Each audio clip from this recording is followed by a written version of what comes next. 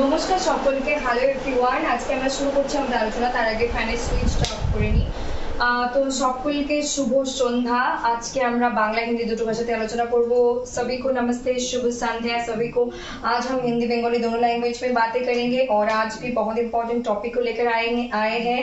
तो हम total 15 to 20 minutes के अंदर ये बातें रखने की कोशिश करेंगे जो कि बहुत इंपॉर्टेंट है।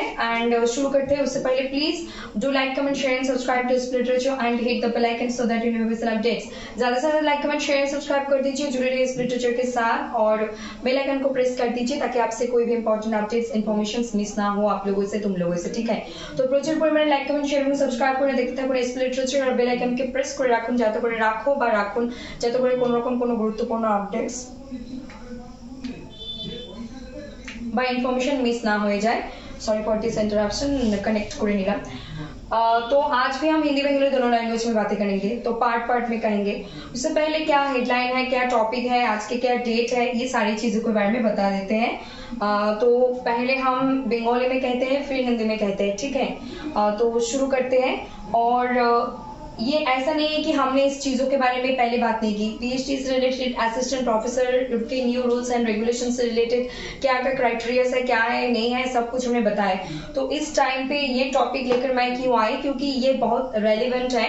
इस टाइम पे बहुत रेलिवेंट है। यूजीसी नेट के जो रिजल्ट्स आते हैं उसके साथ भी बहुत रेलिवेंट है। और मैं भी एक्सपीरियंस मुझे भी थोड़ी बहुत है और मैं ये नहीं कहूंगी कि मुझे पीएचडी के लिए चांस मिली है इसलिए ये सुनो, मुझे नहीं मिली है मुझे भरास निकालनी है इसलिए सुनो। No, not like that. मुझे सिर्फ आप लोगों के सामने रियलिटी बतानी है और जो कि बहुत सारे लोगों को क्लैरिटी देंगे। तो आज के আমি এই বিষয়বস্তুটা নিয়ে এসেছি, এরকম নয় যে আমি এর আগে এই বিষয়টা নিয়ে আসিনি, ডেফিনেটলি নিয়ে এসেছিলাম। কিন্তু সেখানে ছিল 2025 বা আগের ইউজিসি নেট পাস করে অ্যাসিস্ট্যান্ট প্রফেসর হওয়ার জন্য কি কি গাইডলাইন্স, কি কি ক্রাইটেরিয়া ফলো করা হয় সেগুলো রিলেটেড আমি ভিডিও নিয়ে এসেছিলাম এবং পিএইচডি সংক্রান্ত কথাও বলেছিলাম, অনেক কিছু বলেছিলাম। দুটো ভিডিও আছে, বাংলাতেও আছে, হিন্দি বাংলা মিলেও আছে।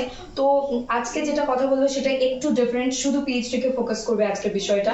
So stay tuned with SP literature and keep learning and keep watching its literature and like comment share and subscribe। तो আমরা প্রথমে বাংলা বলি, पहले हम बंगाली में शुरू करते हैं फिर हिंदी में, ठीक है। तो आज के तारीख hello 2/7/25। Harsh reality of PhD in India. मतलब কি বলা হচ্ছে যে কঠোর সত্য, কঠোর বাস্তবতা কি সম্পর্কে, পিএইচডি সম্পর্কে কোথায় গোটা ভারতবর্ষে। তো এখানে কি থাকবে, এখানে কি আমি কারোর পার্টিকুলার কারোর বদনাম বা কারোর নামে কিছু বলতে এসেছি? নো। আমি কি এখানে কোনো প্রশংসা করতে এসেছি? না। আমি কি করতে এসেছি, আমি জাস্ট বাস্তব রিয়ালিটিটা তুলে ধরতে এসেছি যাতে করে অনেকের মনের প্রশ্ন দূর হয়।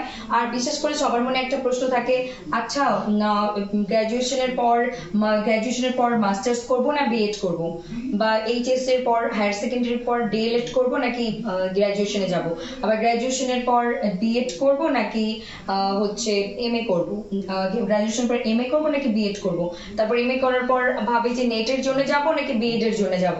তো এই ধরনের প্রশ্নগুলো। তারপর নেট, ইউজিসি নেটের প্রিপারেশন নিতে নিতে বলে যে এখন কি পিএইচডির জন্যও চেষ্টা করব নাকি অন্য কোনো কম্পিটিটিভ এক্সামের জন্য। তো জীবন একটা একদম চিরন্তন সত্য কথা। যেমন আজকে আমি পিএইচডি হার্শ রিয়ালিটি বা কঠোর বাস্তবতা সম্পর্কে কথা বলতে এসেছি, তেমনি একটা কঠোর আরেকটা বাস্তব সত্য কথা হলো তুমি চাকরি করো প্রাইভেট সেক্টর, সরকারি ক্ষেত্রে, প্রাইভেট ক্ষেত্রে, ব্যবসা করো, বাড়িতে একটা কোনো ছোট বুটিক থাক, দোকান থাক, বা হাইফাই কোনো আমাদের 5 স্টার হোটেল থাক, তার কোনো যত বড় মালিক বা মালকিন হয়ে থাকি না কেন, একটা কথা চিরন্তন সত্য হলো, সেটা হলো যে লাইফ, জীবন যখন আছে, হাসল বাসল মানে লড়াই স্ট্রাগল থাকবে। এগুলো বাদ দিয়ে জীবন থাকবে না। তো যতক্ষণ এই আপস ডাউন উত্থান পতন আছে ততক্ষণ আমরা জীবিত আছি লড়াই করে। আর যখনই যেদিন সেটা একটাতে এসে দাঁড়িয়ে যাবে একদম পুরো একদম আপ বা down, then there is something wrong, তার মানে কিছু গড়বড় আছে। আর যেদিন একদম পুরো স্টপ হয়ে যাবে দেন তাহলে পুরো জীবনটাই তো আমাদের এখানে সেখানে শেষ। তো এই প্রশ্নগুলো আমাদের জীবনে চিরকালই থাকে। তো অনেকে ভাবে আচ্ছা গ্র্যাজুয়েশনের পর এমএ করব নাকি বিএড করব, এমএ করলাম, এমএ করার পর বিএড করব নাকি নেট করব, নেটের জন্য প্রিপারেশন নেব। তো বিএডও ভর্তি হয়ে গেলাম, নেটেও প্রিপারেশন নিলাম, আবার একটা হচ্ছে না, বিএডটা এগিয়ে যাচ্ছে। তারপর নেট করার সাথে সাথে আবার ভাবছে যে পিএইচডির যে ক্যাটাগরিটা এখন নতুন 1 বছর ধরে আমরা দেখতে পাচ্ছি, এটার কি মূল্য বা এটার কি বা উদ্দেশ্য, এটা কেন। তো হচ্ছে গিয়ে যে সেই সত্যতা আমি আজকে এখানে তুলে ধরবো যে আদতে এর গুরুত্ব কতটা বা একে কতটা মান্যতা দেওয়া হচ্ছে কি হচ্ছে না সেটা নিয়ে কথা বলবো। এবং অনেকে মনে করে আচ্ছা পিএইচডি করলে কি লাইফ সর্টেড, মানে লাইফে কোনো প্রবলেম থাকে না বা ক্যারিয়ার একদম পুরো একদম একদম উজ্জ্বল ঝা চকচক করবে, একদমই নয়। তারপর হচ্ছে আমি চাকরি পেয়ে গেলে কি আমার জীবন পুরো একদম প্রবলেম ফ্রি এবং অল টাইম আমি একদম সলিউশন সবসময় পেয়ে যাবো, একদম না। তো এই যে প্রশ্নগুলো এগুলো একাডেমিক ক্যারিয়ারের জন্য যে প্রশ্নগুলো সেগুলো খুবই প্রাসঙ্গিক, খুবই স্বাভাবিক, খুবই রিয়েলিস্টিক, ঠিক আছে। কিন্তু কিছু কিছু প্রশ্ন আমরা বড় হয়েও বা বাচ্চা হয়েও বোকার মতো বুঝেও যখন করি কিছু প্রশ্ন নিজেকে সেটা বলি, কিন্তু কিছু কিছু না বুঝে প্রশ্ন করি সেটা ঠিক আছে, কিন্তু বুঝে নেওয়াটা আমাদের খুব দরকার। তো এখানে আমি বলতে চাচ্ছি harsh reality of PhD in India. তো এই সময় কেন নিয়ে এলাম, এই সময় নিয়ে এলাম যেহেতু ইউজিসি নেট এক্সাম সদ্য হয়ে গেল, এখন ডিসেম্বর এক্সামের জন্য আমরা অ্যাটেম্পটের জন্য রেডি হয়ে যাবো সবাই অল ওভার ইন্ডিয়াতে। তো ইউজিসি নেটের জন্য এবং আদার্স যে কম্পিটিটিভ এক্সাম সেটার জন্য। তো এখন আমরা কি করব, তো পিএইচডি ইন ইন্ডিয়া, পিএইচডি আমার মতে যে আমরা সেটা একটা কোনো মাধ্যমিকের পর 10th 12th স্ট্যান্ডার্ডের পর কোনো 10,000 টাকার চাকরি করি সরকারি বেসরকারি, বা আমরা কোনো এমএ পিএইচডি করার পর একটা 50,000 1 লাখ স্যালারি বা 1 লাখ স্যালারির কোনো জব করি না কেন প্রাইভেট সেক্টর বা সরকারি ক্ষেত্রে।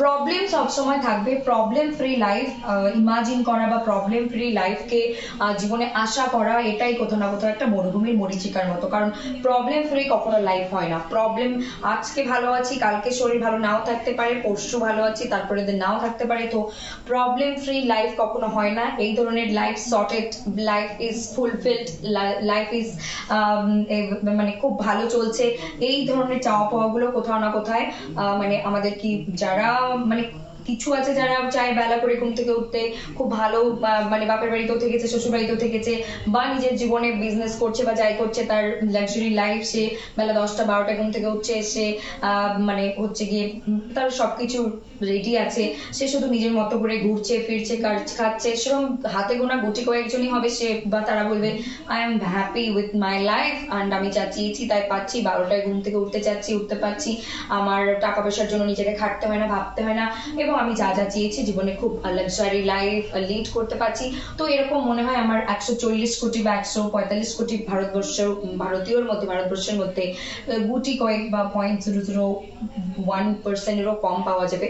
কিন্তু যে বা যারা যে প্রফেশনে আছে সেটা কোনো স্যালারি যাই হোক না কেন, সেটা যে লেভেলেরই হোক না কেন, তারপরেও যারা সে অ্যাক্টিং জগতে অভিনয় জগতে হতে পারে, সেটা চাকরি জগতে হতে পারে, ব্যবসার জগতে হতে পারে, যে কোনো জগতে যারা লড়াই করে প্রতি মুহূর্তে টিকে আছে বেঁচে আছে এবং তারা বিভিন্নভাবে নিজেকে বিজি রাখছে, তারা মাল্টিটাস্কিং করছে, তারপরেও বলছে I am happy, I am healthy, I am wealthy, so they are really successful, they are real human being, they are successful in their field. যারা এত কিছু বাধা শারীরিক এবং এটা যারা সত্যি, এবং আরেকটা হলো শারীরিক বাধা, মানসিক বাধা, বিভিন্ন ধরনের বাধা থাকা সত্ত্বেও যে বলছে যে আমি আমার একটা হাত না থাকা সত্ত্বেও পা না থাকা সত্ত্বেও আমি সাঁতার কেটে একটা জায়গায় দাঁড়িয়েছি, এবং আমার জীবনে অনেক প্রতিবন্ধকতা থাকা সত্ত্বেও, প্রত্যেকের জীবনে আছে কম বেশি থাকা সত্ত্বেও আমি এটাকে লড়াই করে এটাকে ওভারকাম করে এগিয়ে গিয়ে আমি টিকে আছি। তো they are also successful in their life, already they are already successful. So these are successful. তো success and failure totally depend on our mindset, আমরা কিভাবে নিজেকে বোঝাবো যে কোনটা সাকসেস কোনটা ফেলিয়ার সেই হিসেবে। কিন্তু এই হার্শ রিয়ালিটিতে এখন আসা যাক, সে গেল লাইফ লেসন বা আমাদের বাস্তব জীবনের কথা যেগুলো খুবই গুরুত্বপূর্ণ। তো পিএইচডি রিয়ালিটি আমি বলি, UGC net JRF and PhD, আমি আমার ব্যক্তিগত উদাহরণও তুলবো এবং অতীত টানবো, বর্তমান টানবো, ভবিষ্যৎকেও কিছুটা ইঙ্গিত দিয়ে যাব। তো শুরু করছি।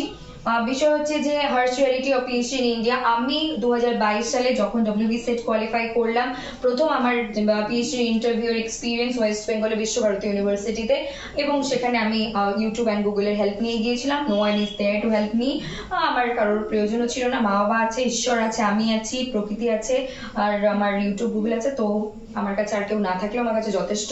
তো আমি গিয়েছি, আমার একটা অভিজ্ঞতা হয়েছে সেখান থেকে, সো কল্ড যেটা আমরা বলি আনসাকসেস অর ব্যর্থতা যাই বলি, তো সেটা গেল। তারপর আমার দুটো ইউনিভার্সিটিতে, state university, one is সিবিপিবিইউ means আমার ডিস্ট্রিক্টে যেটা আছে কুচবিহার পঞ্চানন বর্মা ইউনিভার্সিটিতে আমি পিএইচডির জন্য গিয়েছিলাম 2022-এ।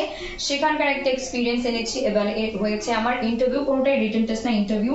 অ্যান্ড দেন বর্ধমান ইউনিভার্সিটি বা বর্ধমান ইউনিভার্সিটির একটা এক্সপিরিয়েন্স ছিল। তারপর 2022 থেকে 2023-এর মধ্যে 2022-এর মাঝামাঝি থেকে 2023-এর মাঝামাঝি একটা বছরের মধ্যে আমার 3টে ইন্টারভিউ এক্সপিরিয়েন্স আমি একটু স্থগিতাদেশ দিলাম, মানে নিজেকে বললাম স্টপ নাও, কারণ you have to qualify your UGC NET and GATE also, and if you get JRF then it will be so great to me, or it will be very helpful to me for my upcoming future.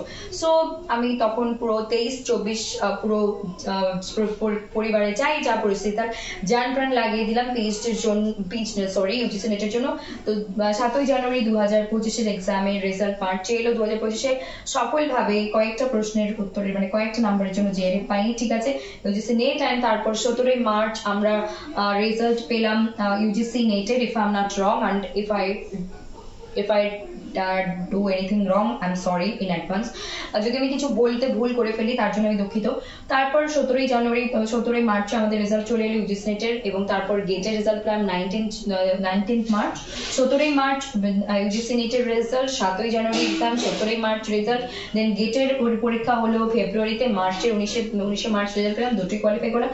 তারপর আমি একটু apply করা শুরু করলাম। আমি apply করেছিলাম IIT Kharagpur, IIT Guwahati, IIT Patna, IIT Kanpur and Delhi university and NIT Durgapur, যেটা আমার প্ল্যানে ছিল না, হঠাৎ করে মাঝখানে চলে এসেছিল, আমি অ্যাপ্লাই করেছিলাম। তবে গিয়েছি কোথায়, ডাক পেয়েছি কোথায়, গিয়েছিলাম আমি IIT Guwahati and NIT Durgapur, recent যেটা চলে এলাম।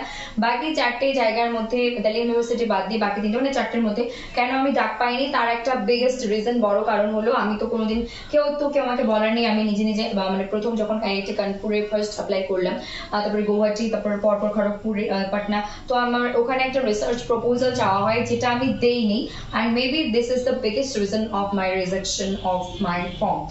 তো আমার এটা হতে পারে, আমাকে রিজেক্ট করার পিছনে একটা বড় কারণ হতে পারে যে আমি প্রপোজাল দেইনি। তো এটা আমি বললাম তোমাদের জন্য বা আপনাদের জন্য, যারা ইন ফিউচারে যাবে তাদের জন্য একটা অ্যাডিশনাল হেল্প, এবং তারা সেটা কাজে লাগাবে, যাতে টাকা 200, 300, 500 যে টাকা দিয়ে অ্যাপ্লাই করছো ক্যাটাগরি ওয়াইজ, তো কেন তুমি প্রপোজালটা দেবে না 300 আর 250 ওয়ার্ডস অ্যান্ড 300 এর মধ্যে লিমিটেশন দিতে।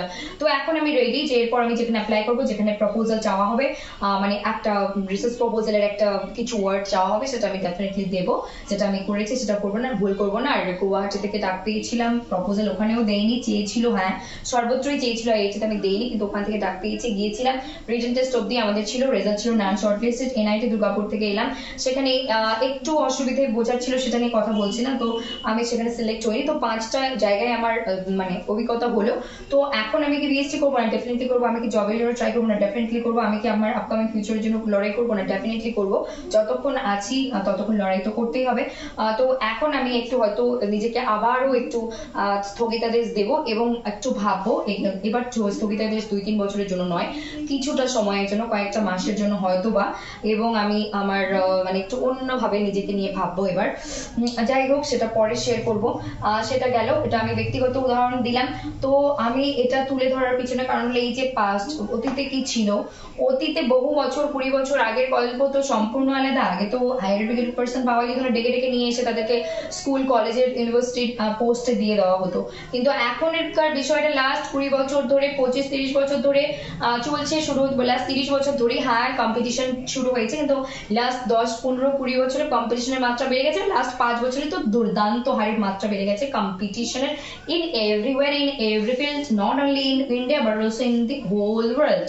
সো এখানে কি হচ্ছে, পাস্ট যেটা বললাম, এখন প্রেজেন্টে কম্পিটিশন সর্বত্র আছে, not only about this UGC NET exam but also all kind of competitive examinations. So present A competition আছে, future এ competition আরো 10 গুণ হবে। তো সেখান থেকে নিজেকে কি করতে হবে, সেখান থেকে নিজেকে কি করে আমরা এগিয়ে রাখবো, সেখান থেকে কি করে নিজেকে সফল করব, সেখান থেকে নিজেকে কি করে ডিফারেন্টলি ভাববো, হাটকে একটু সোচবো এবং আগে যাব।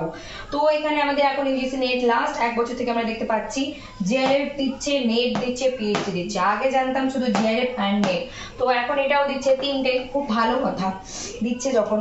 আর আমি যতদূর জানি, আমি যদি বলি এটার ভ্যালিডিটি 3 ইয়ার্স, এটার ভ্যালিডিটি লাইফ টাইম, এটার ভ্যালিডিটি 1 ইয়ার। কিন্তু PhD এর অ্যাডমিশন নিতে হবে লাইফ টাইম, সার্টিফিকেটের ভ্যালিডিটি লাইফ টাইম, এখানেও জিআরএফ পাওয়ার পর তাড়াতাড়ি আমাদের ভর্তি হয়ে যেতে হবে পিএইচডির জন্য। নেটের ভ্যালিডিটি লাইফ টাইম সার্টিফিকেটটা, ঠিক আছে, certificate, net certificate, certificate. So explain in Bengali and Hindi language. Okay. তো এখানে জিআরএফ কেউ পেলো, খুব ভালো কথা। সব থেকে অ্যাডভান্সে থাকবে এই ক্যাটাগরির ক্যান্ডিডেটরাই। তার ভ্যালিডিটি 3 বছর, মানে তাকে 3 বছরের মধ্যে কোনো একটা ইনস্টিটিউশনে, private, government, central, IIT, NIT, যেখানে সে পিএইচডি করতে চায় তার ইন্টারভিউ, তার লিখিত পরীক্ষার যোগ্যতা দিয়ে তাকে যেটা প্রসেস আছে ইনস্টিটিউশনে সেটা দিয়ে যে মানে ভর্তি হতে হবে পিএইচডির জন্য। তখন যবে থেকে ভর্তি হবে তারপর ডকুমেন্টস কি কি জমা দেওয়ার নিয়মাবলী আছে নেই সেগুলো ইনস্টিটিউশন বলে দেবে, তারপর থেকে এই জিআরএফ এর টাকা চালু হবে। আর আমরা জানি এটা 5 বছর টাকা দেয়। প্রথমে 2 বছর SRA JRF junior research fellowship, পরে 3 বছর এসআরএফ সিনিয়র রিসার্চ ফেলোশিপ। অ্যামাউন্টটা 37,000 থেকে 42,000 হয়ে যায়। আগামী ভবিষ্যতে হয়তো এই অ্যামাউন্ট আরো বাড়বে। নেক্সট হলো নেট। নেটের সার্টিফিকেটের ভ্যালিডিটি লাইফ টাইম, যে তোমার কোনো আর নেটে বসার জন্য কোনো নির্দিষ্ট এজ লিমিট নেই। আর জিআরএফ এর জন্য জেনারেলদের 30 বছর, এসসি এসটি ওবিসি দের 35 বছর, মানে লাইফ মানে হচ্ছে বয়সের পরিমাপ বা লিমিটেশন। আর পিএইচডি এটা শুরু হয়েছে লাস্ট 1 বছর থেকে। সেখানে আমরা দেখতে পাচ্ছি যে 1 বছরের মধ্যে পিএইচডির যে ক্যাটাগরিতে যারা থাকলো, আমি এটাকে বলবো ওয়ান কাইন্ড অফ সান্ত্বনা পুরস্কার, ওয়ান কাইন্ড অফ সান্ত্বনা পুরস্কার, ওই স্যাটিসফ্যাকশনের সান্ত্বনা দেওয়াই যা। 1 বছরের মধ্যে পিএইচডিতে ঢুকতে হবে। এখন আমার মেইন মডটা কথা হলো যে এটার গুরুত্ব কতটা, is it really helpful, is it really practical, really আবার বলছি প্র্যাকটিক্যাল, এটা কি সত্যি সত্যি কি এটার কোনো মূল্য আছে, এটার কি মূল্য আছে? এটাকে আমাদের সান্ত্বনা পুরস্কারই এক ধরনের, কারণ সব থেকে বেনিফিট এটাতে। যদি কেউ ইউজি নেটের প্রিপারেশন নিচ্ছ, 85টা টোটাল ইউজি নেটের টোটাল 85 সাবজেক্টস আছে টোটাল ইউজিসি নেটে। তো যদি তোমরা এটার প্রস্তুতি নিচ্ছ তো সবসময় এই জিআরএফ এর দিকেই টার্গেট রাখবে। দেন নেট কিছু না হলে অবতিল গতি নারায়ণ, কিছু না হওয়ার থেকে কিছু হওয়া ভালো। তো পিএইচডি ক্যাটাগরিতে কি বেনিফিট আছে এখনো পর্যন্ত তো ইমপ্লিমেন্ট আমরা দেখতে পাচ্ছি না। তো বিষয় হচ্ছে যেখানেই তুমি যাও, যে প্রান্তেই যাও, সবার প্রথমে এই ক্যাটাগরির লোকরাই বেশি বা ক্যান্ডিডেটরাই বেশি প্রাধান্য পাবে, পেয়েছে, পাবে, আর আরো ভবিষ্যতেও পাবে। আর তারপর এই ক্যাটাগরি পাবে, তার সঙ্গে লড়াই প্রচুর করতে হবে। আর হচ্ছে এই ক্যাটাগরির কোনো মূল্য আছে কিনা আমি জানি না, কিন্তু হ্যাঁ রেয়ার বা ব্যতিক্রমী সর্বত্রই হাজির। কোনো ক্যান্ডিডেট জিআরএফ পায়নি, নেট পায়নি, শুধু পিএইচডি ক্যাটাগরিতে গিয়েছে, তার হয়তো একাডেমিক স্কোর মোটামুটি ভালো এবং তার written skill, writing skill, speaking skill is super, and he or she has lots of knowledge and experiences in his subject and his own field, so he or she can beat another candidate, those who are qualified JRF and NET. ওকে, তো যারা এক একজন প্রত্যেকের ডিপার্টমেন্টে কিছু থাকবে, এক একজন যে তার মশলা আছে ভিতরে, যেটা এক কথায় মশলা আছে, কিন্তু কোনো কারণে ভাগ্যের ফেরে হোক, যেভাবেই হোক, পরিস্থিতির চাপে হোক, সে জিআরএফ বা নেটটা পায়নি, কিন্তু শুধু পিএইচডি ক্যাটাগরিতে কোয়ালিফাই হয়েছে। কিন্তু এখানকার ক্যান্ডিডেটও পেতে পারে সুযোগ, ওই এক একজনই হবে। অল ওভার ইন্ডিয়া মিলে প্রত্যেকটা ইনস্টিটিউশনে যদি ধরি পসিবিলিটি প্রবাবিলিটি খুব কম যদিও, তো ওই হাতে গোনা গুটি কয়েকজনই হবে যারা ওই ক্যাটাগরির মাধ্যমে সত্যিকারের পিএইচডি চান্স পেতে পারে। কিন্তু এখনো পর্যন্ত যে বা যারা ওই ক্যাটাগরি পেয়েছে এবং যারা সত্যিকারের মরিয়া পিএইচডি করার জন্য ওই ক্যাটাগরিতে বিলং করছে, তারা ভালো বলতে পারবে যে এটার কোনো ইমপ্লিমেন্ট তারা তাদের জীবনে পাচ্ছে কিনা, আর এটা সত্যি 1 বছর থেকে চালু হয়েছে, এটা সত্যি হেল্প করছে কিনা। কিন্তু otherwise if you are preparing for UGC NET, always target for this. Otherwise লাইফে বা জীবনের সময় নষ্ট, ওয়েস্ট ছাড়ার কিছুই হবে না। এটা টার্গেট রাখো, আর এটা টার্গেট রাখলে তো এটা হয়েই যাচ্ছে। তো সেকেন্ডে যে না হওয়ার থেকে কিছু হওয়া ভালো, দেন এটা, আর ওটাতে নিজেকে সবসময় ওটা থেকে দূরে রাখাই ভালো, ওটা ওই সান্ত্বনা পুরস্কারের মতোই। তো এটাতে এই ফাঁদে না পড়ার থেকে না পড়া অনেক ভালো, কারণ সবসময় প্রায়োরিটি এরা পাবে, তারপর তার এদের থেকেও একটা প্রায়োরিটি পাবে, সেটা হলো ভগবানের দেওয়া, যার জন্য ভগবান চেষ্টা করে তাকে কেউ বিট করতে পারে না, 1 নাম্বার। আর হচ্ছে তার ভাগ্য অবশ্যই, এবং তার সাথে তার নিজস্ব দক্ষতা, তার সাবজেক্টের প্রতি ডেপথ নলেজ, সেটাকে বিট করা ইম্পসিবল। সেটা হয়তো লাখে একজন হবে, কিন্তু ওই একজনকেও বিট করা ইম্পসিবল। কখনো কখনো অনেক কিছু পলিটিক্স বা রাজনীতি বা বিশেষ মানে ওই রাজনীতির কথা বলছি না, মানে বিভিন্ন ক্ষেত্রে ওটা শিকার হয়ে যায় স্টুডেন্টরা, দ্যাট ইজ টোটালি ডিফারেন্ট। ওই বিষয়ে আমরা কথা বলতে যাচ্ছি না। এই ছিল আমার আজকে বলার বাংলায়, এবং এটাকে আমি এখন হিন্দিতে বলি। হিন্দিতে বলার পর আজকে অফ করবো। আর আমার মনে হয় যে এটা খুব একটা রাইট টাইম এই বিষয়ে বলার জন্য, কারণ যারা আগামী 6 মাসের মধ্যে এক্সামের জন্য প্রিপেয়ার করছে, তাদের চোখের পর্দাটা যারা জানে না যে পিএইচডি চান্স পেলে বা পিএইচডি করলে লাইফ সর্টেড, নো, চাকরি পেয়ে গেলে লাইফ সর্টেড নো, জীবনে এত এত বাড়ি গাড়ি ব্যাংক ব্যালেন্স হয়ে গেলে প্রপার্টি হয়ে গেলে life sorted no, life sorted কখনোই নয়। যতক্ষণ বেঁচে আছো তোমাদের লড়াই, আমাদের লড়াই করে থাকতেই হবে। ওই যে বললাম ব্যতিক্রম সর্বত্রই আছে। যে বা যারা চায় আমি বেলা 12টায় দুটোয় ঘুম থেকে উঠবো এবং আমার ঘুম থেকে ওঠার পর ব্রেকফাস্ট রেডি থাকবে, তারপর সেখান থেকে বেরিয়ে আমি আমার ইচ্ছে মতো সুইমিং পুলে যেতে হলে সুইমিং পুলে, কারে করে কোথাও ঘুরতে যেতে হলে ঘুরতে যাবো, তারপরে এসে আমার 10-12 জন কাজের লোক থাকবে, তারা আমার হাতের চারপাশে ঘুরবে, আমার কি লাগছে না লাগছে সব করে দেবে। তো they are, if they thought they are successful in their way, so yes they are successful, but in reality বাস্তবতার ক্ষেত্রে যাদের হাত নেই পা নেই বা যারা অনেক প্রতিবন্ধকতা সত্ত্বেও, মানসিক শারীরিক সব ধরনের প্রতিবন্ধকতা সত্ত্বেও নিজের লড়াই টিকে আছে এবং যেটা চাচ্ছে তারা সেটা করে যাচ্ছে এবং একটা নজির তৈরি করে যাচ্ছে, তারা অবভিয়াসলি তারা তাদের মতো করে একক এবং অনন্য এবং অবশ্যই সফল। তো এই হচ্ছে বিষয়বস্তু। এখন আমি এটাকে হিন্দিতে বলবো, কত মিনিট হয়ে গেল জানি না। সো হিন্দিতে শুরু করার আগে please like comment share and subscribe to literature, need the bell icon so that you never miss updates.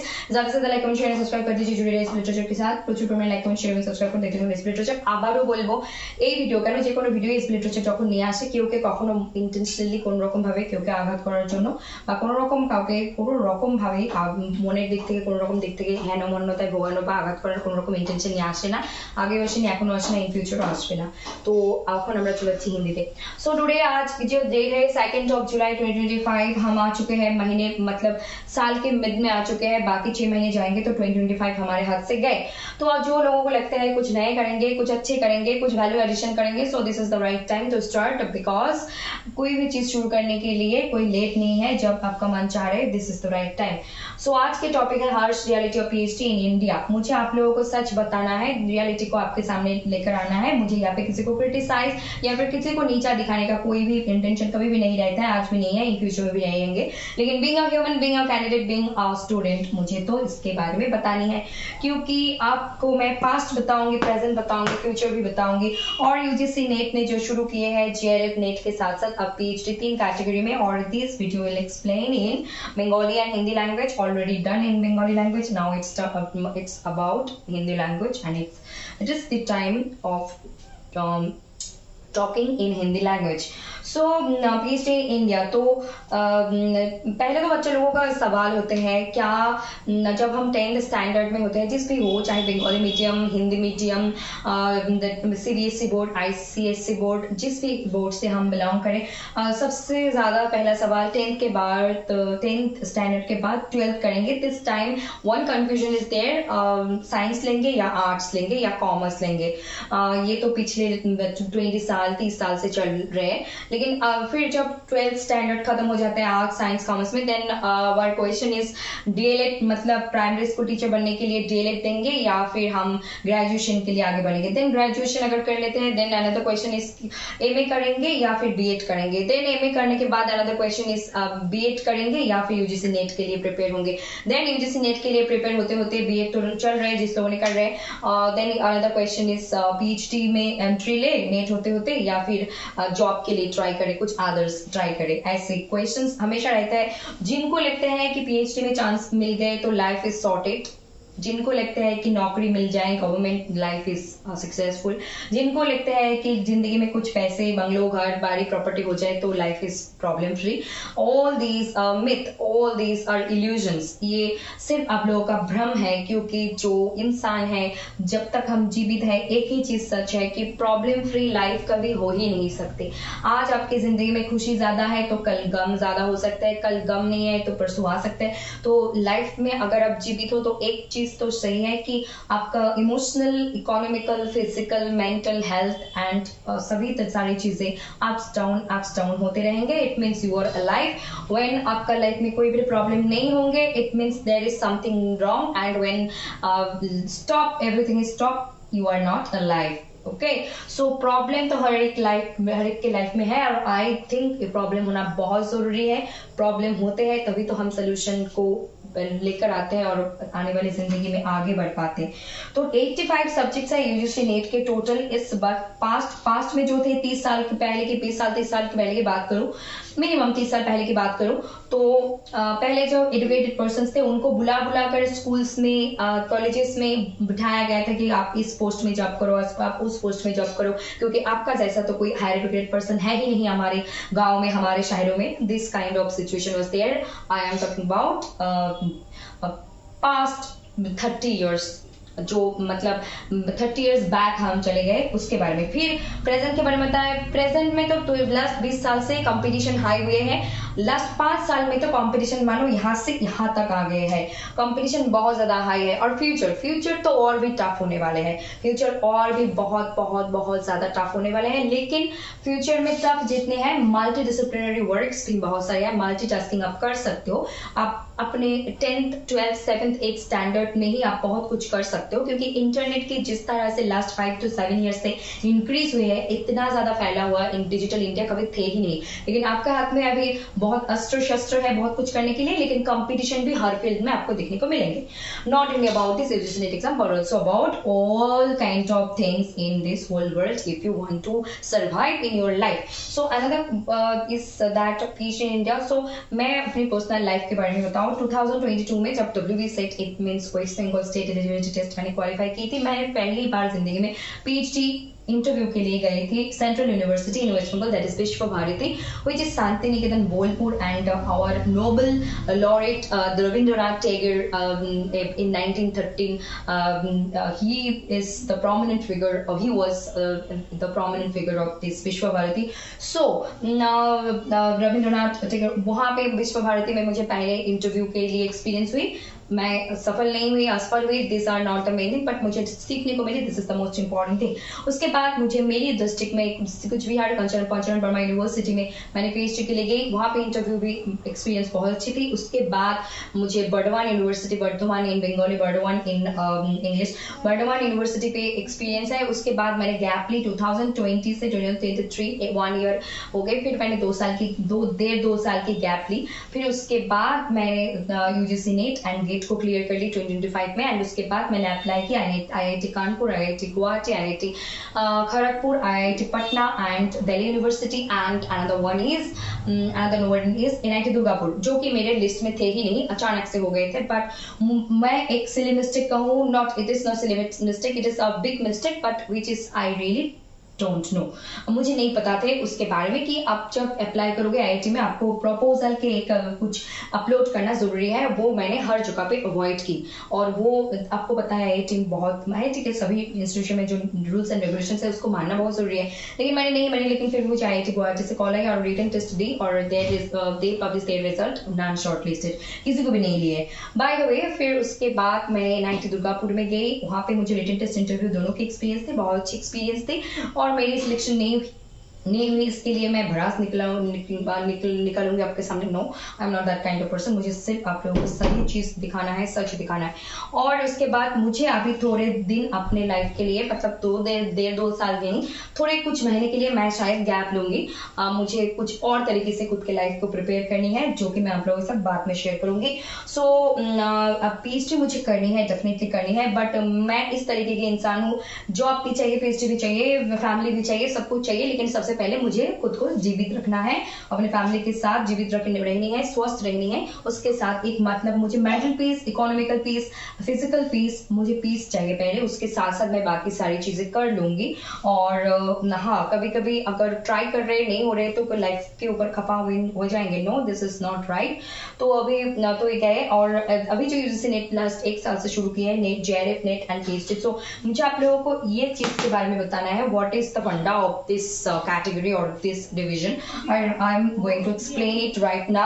JRF net and PhD, JRF के वैलिडिटी 3 years, मतलब अगर कोई कैंडिडेट को JRF मिलते हैं तो उनको 3 साल के अंदर अंदर किसी भी institution, private, government, central, NIT, IIT, जहां भी उनको चाहे, रिटन टेस्ट, इंटरव्यू, जो भी प्रोसेस है उसको फॉलो करके PhD में एंट्री लेनी होगी। उसके बाद उनके 2 साल के JRF junior research fellowship amount start हो जाएंगे, जो कि प्रेजेंट टाइम 37,000 एंड लास्ट 3 साल को उनको SRF मिलेंगे, senior research fellowship, which is 42,000. Maybe it will increase, this amount will increase in future, upcoming future maybe. Net के जो सर्टिफिकेट है, this is life time validity. यहाँ पे JRF मतलब तो नेट आ ही रहे हैं life time validity, but only JRF की वैलिडिटी 3 इयर्स की है.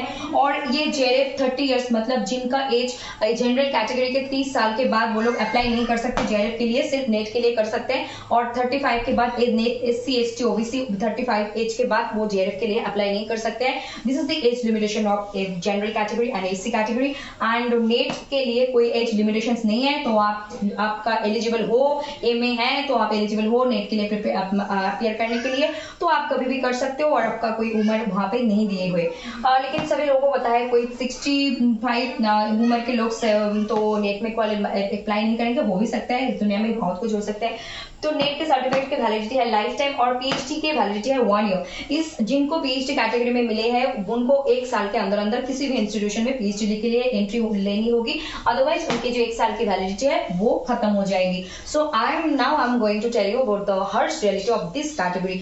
तो इसके मतलब मुझे तो लगता है दिस इज सैटिस्फैक्शन प्राइस, मतलब इन बंगाली वी से शांतना पुरस्कार. So it's like satisfactory price for, क्योंकि पता है जो भी कैंडिडेट PhD के लिए ऑल ओवर इंडिया में जाएंगे सबसे ज्यादा प्रायोरिटी इन्हीं को दे जाएंगे, सेकंड में इन्हीं को दे जाएंगे और लास्ट में इनको. और रेयरिटी एंड मतलब क्या कह सकते हैं, हटके चीज हर जगह पे है. तो कोई JRF मिले है, किसी को नेट JRF दोनों मिले हैं, लेकिन फिर भी PhD कैटेगरी में उनके एकेडमिक स्कोर बहुत अच्छे हैं और वो उनका सब्जेक्ट नॉलेज बहुत अच्छा है, उनका writing skill, reading skill, speaking skill superb है. तो वहां पे इन सारे कैंडिडेट्स को बीट करके वो आगे जा सकते हैं. बट यहाँ पे लाखों में से एक का ही ऐसा हो सकता है, सबका नहीं. सबका होने का चांसेस तो यहाँ पे ज्यादा है. और यहाँ पे जो है like I am just giving an example, rich, poor, middle class. तो middle class, lower middle class को हर टाइम बहुत हसल बसल करना पड़ता है. सो नेट है ओनली, JRF में तो हसल करनी पड़ेगी बहुत सारी, कुछ नहीं कर सकते. लेकिन गिव अप मत करो अपने अंदर से, मतलब जो भी प्रॉब्लम हो रहे हैं उस प्रॉब्लम को आग में जलाओ और खुद को आगे बढ़ने के लिए और ज्यादा सख्त हो जाओ और आगे बढ़ो और दिखा दो कि हम कौन हैं और क्या कर सकते हैं और क्या नहीं कर सकते. तो this are the reality of this categories which I have to share with you and I did it. Okay, तो मुझे ये सारी चीज आप लोगों के सामने कहनी थी, क्योंकि पहले भी मैंने वीडियो लेकर आई थी असिस्टेंट प्रोफेसर बनने का रूल्स एंड रेगुलेशंस, PhD से रिलेटेड भी इंपॉर्टेंट बातें शेयर की, लेकिन इस तरीके से कभी मैंने लेकर नहीं आई. लेकिन जो मुझे लग रहा है this time this is very relevant, ये बहुत ही ज्यादा रेलिवेंट है इस टाइम के लिए, क्योंकि आने वाले फ्यूचर में बहुत सारे बच्चे इस फील्ड में आएंगे और उनको भी PhD करनी होंगे, आगे पिछले कभी भी करनी होंगे, उनको रियलिटी पता होना जरूरी है. उसके बाद ही वो अपने लाइफ में डिसीजन ले क्या करनी है. और सबसे पहले तो मैं यही कहूंगी कि जो भी फील्ड में आप लोग हो, हमें जो सुनने में जानने में टाइम लगे, आने वाले जनरेशन को ऐसे टाइम वेस्ट नहीं करना चाहिए. बेटा आप 10th स्टैंडर्ड में हो, 12th स्टैंडर्ड में हो, जो भी स्टैंडर्ड में हो, कुछ ऑनेस्ट वे से, कुछ ऐसे उपाय से अपने पॉकेट मनी को मैनेज करना शुरू कर दो. कभी लोग सिचुएशन के तौर पर भी, क्या मेरे मतलब 30 साल पहले क्या लोग इनकम नहीं करते थे जिनको प्रॉब्लम. मेरे पापा मुझसे उम्र में तो बहुत बड़े हैं ना, तो मेरे पापा भी क्लास 6 में जब पढ़ते थे 4th स्टैंडर्ड के बच्चे को पढ़ाते थे, उनके पापा भी टीचर, मतलब मेरे ग्रैंडफादर भी टीचर थे. फिर भी पापा को सिचुएशन के लिए करना पड़ा, लेकिन मुझे वैसा सिचुएशन नहीं मिली, इसीलिए मैं अभी तक कोई परमानेंटली ट्यूशन नहीं पढ़ाती हूँ. लेकिन इसका मतलब ये नहीं कि आप लोग नहीं कर सकते, आप लोग डेफिनेटली कर सकते हो, बहुत कुछ कर सकते हो.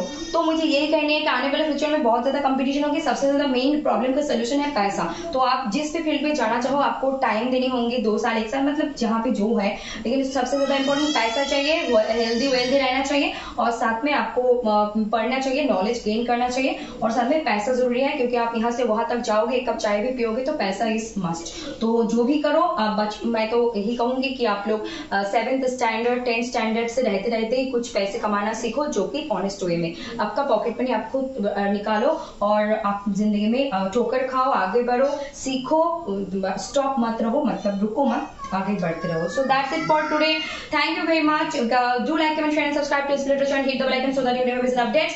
आज के वीडियो के टाइटल एंड थंबनेल रहेंगे the Harsh reality of PhD in India truth, ये तो मुझे बतानी है, यही रहेंगे. सो देख लेना. तो आज के এই পর্যন্ত থাকছে. সবাই ভালো থাকুন, সুস্থ থাকুন, দেখতে থাকুন নেক্সট লিটারেचर. আমি কখনোই मैं कभी भी किसी को कुछ भी मतलब बुरे लगने के लिए कुछ भी नहीं कहती हूँ. अगर फिर भी कुछ बातों से किसी को गलत लगी हो, খারাপ লেগে हो, तो I am sorry in advance. তো আমি আগেও বলেছি, এখনো বলি, কাউকে কোনো রকম কোনো উদ্দেশ্য করে আমি কিন্তু কিছু বলি না, এখনো বলি না, ফিউচারে বলবো না. কিন্তু আমাদের এই বিষয়গুলো চোখের সামনে তুলে ধরাটাও খুব গুরুত্বপূর্ণ. আমরা জেনে শুনে বলছি না, যারা বলছি না তাদের ব্যাপার আলাদা, কিন্তু আমরা এখানে যখন বলছি এবং আমার বলতে ইচ্ছে করে এবং আমার বিবেক আমাকে বলে বলতে, এবং আর এই জন্য তো যা বলা আমার পক্ষে খুবই দরকার এবং আমি বলেছি, এবং এটা আমার মনে কিছু ভুল কিছু আছে, সঠিকটা বলা খুব দরকার. কারণ আমরা যতটা জানবো তবেই তো আরো অনেক কিছু জানতে পারবো. আমরা জানিনি জন্য অনেক কিছু পিছিয়ে পড়েছি বা জানতে দেরি হয়েছে, কিন্তু এখন যারা আছে তারা যখন সঠিক সময় জানতে পারে, তাদের জীবনে ইমপ্লিমেন্ট করতে পারে. So that's it for today. Thank you very much. Stay connected with literature. Do like, comment, share and subscribe to literature and hit the bell icon so that you miss notice. ज्यादा से like, comment, share and subscribe कर दीजिए. जुड़े रहिए literature का. नमस्कार, नमस्ते, good night, শুভরাত্রি সবাইকে. নমস্কার, ভালো থাকুন, সুস্থ থাকুন, দেখুন লিটারেচার. ধন্যবাদ, take care, bye bye. Next time আমরা কি কি নিয়ে আসবো? UGC NET paper 1 paper 2, WB SET paper 1 paper 2, GATE paper 1 paper 2 and others অনেক কিছুই থাকবে. লাইভেও আমরা আসবো এবং অনেক কিছু বিষয় থাকবে. পড়াশোনার সাথে প্রবলেম সলিউশন, জীবনের পরীক্ষা সবকিছুই থাকবে. নমস্কার, ধন্যবাদ, টেক কেয়ার.